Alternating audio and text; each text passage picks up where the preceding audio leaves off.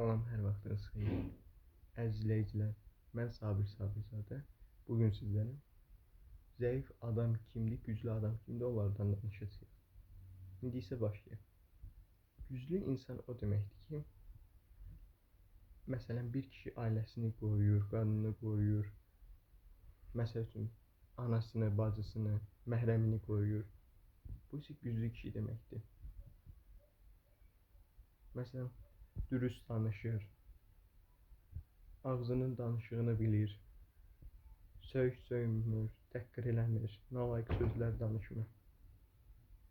Yəni, vulqar sözlər danışmır. Küçə sözləri istifadə eləmir, insanların haqqına girmir, doğru, dürüst, imanlıdır. Zəif adam isə o deməkdir ki, yalan danışır, təhqir eləyir, bilmir bu pis yoldur, ona görə pis yol olduğunu bilməyərək yenə özünü təhlükəyə atır. Özünü təhlükəyə atan insan zəif olur. Zəif insan həmişə yalan danışır, onu bunu aldadır, dələduzluqlar edir, insanların haqqına girir, çörəyinə bais olur. İnsan olanda gərək zəif olmasın, güclü olsun. Güclü insan daha çox sevinir.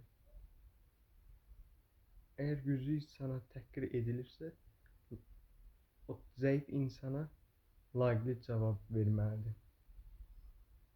İnsan özündən zəifi vurmamalıdır, əksinə başa salmalıdır.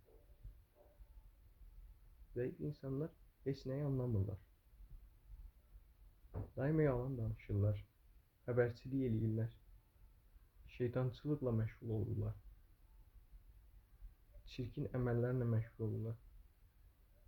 Güclü insanlar oxuyurlar, araşdırırlar, xeyirli işlərlə məşğul olurlar. Əgər bir günah eləsələr, tövbə eləyərlər. Əgər sən güclü insansansa, yalan danışma, pis əməllərdən uzaqlaş, bunun haqqına girmə. Qumar oynamaq, o da çox pis əməllərdən biridir. Onu oynayan insan zəif olur, başqasının pulunu alır, əmək yox, zəhmət yox. Güclü insan isə pul qazanmaq üçün əmək verir, zəhmət verir. Sonra isə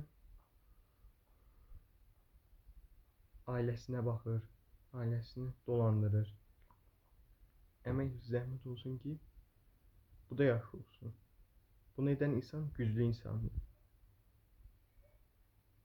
Sağ olun, salamat qalın. Mən Sabir Sabirzadə.